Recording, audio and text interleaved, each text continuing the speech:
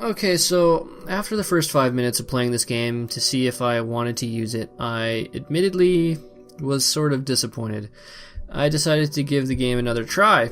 I then noticed you can't die, and the difficulty scaled with how many organisms you ate on the previous 2D layers.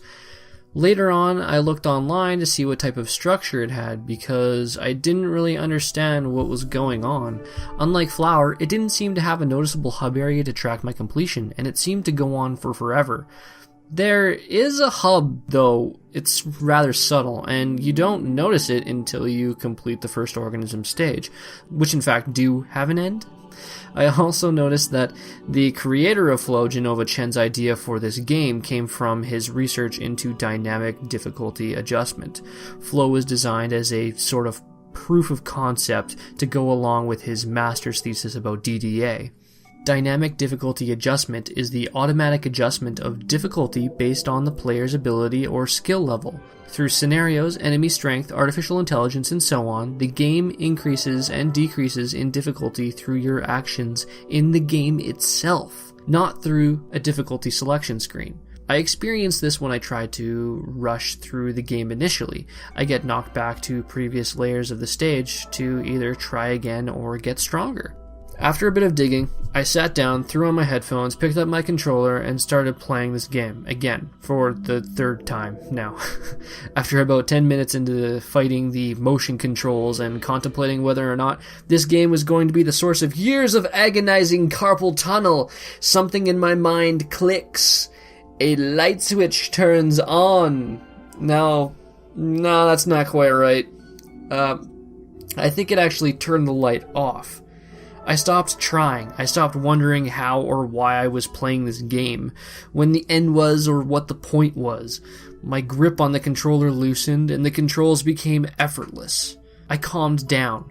Me saying that in itself is actually an understatement of the year. It's been a long time since I've been that relaxed. The last time I was that relaxed was when I was in a sensory deprivation tank. It might be a bit presumptuous of me to say, and I sound like I'm a bit crazy, but I felt as if I achieved a higher state of consciousness. I felt as if I was no longer there. My sense of self was stripped from me, my perception of time was gone, but it wasn't gone. 30 minutes went by in the blink of an eye, but I perceived each and every moment of it. Now, I know what you're thinking, and don't click away, because I don't even have a reason for you. Bear with me for a second, and don't click away. I don't know how to really explain what happened. I even recorded it. The only reason I snapped to was because I unlocked the third organism to swim around with. I suppose it was a series of audio and visual cues working in tandem with the brilliant musical score that led me into that state of mind. A little bit of sleep deprivation might have had something to do with it as well. What I experienced was, in my opinion, a very subconscious-like state. I'm aware it sounds stupid. I mean, it's coming from my mouth, but I can't lie about it. It actually just happened, 20 minutes ago. But I can't lie about it. That's what I experienced. I have no reason to lie. Just like I have no reason to like this game. Flow couldn't possibly be a better name for the game. It sums this game up perfectly. I experienced flow. Not the game. I mean, I did. I played it, but I experienced something else, like sitting by a river on a sunny day listening to the river and just nature taking place. But I experienced it in my computer chair playing this game. Euphoria. That's the word. I've been looking for you. Where did you go? Where did you go, Euphoria? I used to use you a lot, and then you just left on an adventure, and you just didn't come back, and I forgot about you, and you came back recently, like just now you just show up, and I mean, I've already done all the thinking on what I was gonna say, and then you come up, and be like, hey, remember me?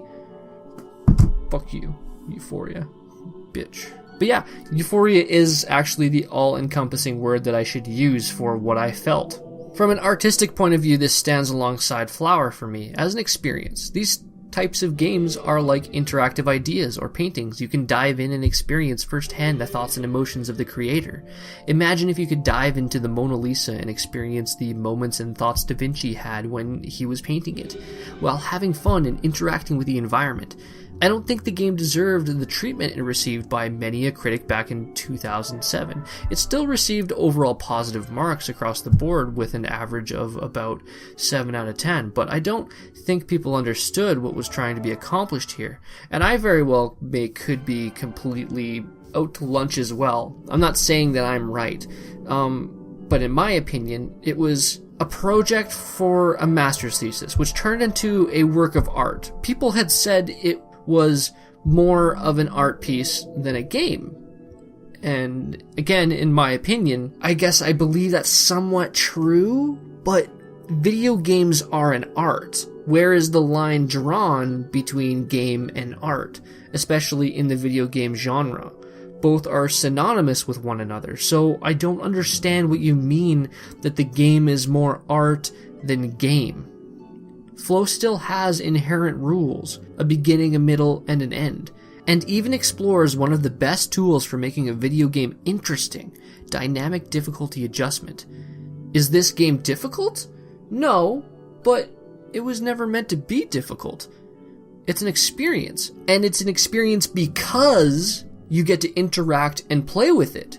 You can get experiences by sitting by a river, and no, that is not a game. It's more or less a picture painted by nature at a single point in time. But flow would not be flow if it didn't have the ability to have people interact with it. You would not take the same experience away from the game if it were simply to wash over you in a passive manner like sitting by a river. You take an active role and participate in completing the game. Games don't just unravel like a movie. You need the player. The player is an integral part of the process. Whether you're sitting on the rock by the river or not, that thing right there at that point in time is taking place all the time. That river is always flowing, whether you're there or not. It doesn't just suddenly, turn on because you're there. Like, oh, now the river's flowing because I'm here, I have arrived. No, not everyone is going to enjoy this game. They just aren't. But not everyone is going to enjoy Call of Duty either, nor is everyone going to enjoy a game like Naughty Dog's Last of Us. For some reason, I mean, fuck those people, right? I'm just kidding. I'm just kidding. I still love you. I still love you, Last of Us haters. But seriously, what the hell is wrong with you? The people who reviewed this game are entitled to their opinion. I just don't agree with them, and I think the things they said are bullshit. I didn't mean for this to turn into a review or something. I just wanted to talk about my experience playing it. And initially, like I said, I hated it. But once I let go of my preconceived notions of what a game should be, I started having a great time, and I look forward to completing it. I believe a lot of people, like those reviewers, would benefit from letting go of their preconceived notions of what a game is meant to be. Hell, you might just enjoy yourself. And that's all I really wanted to say. Thank you so much for listening, and take care.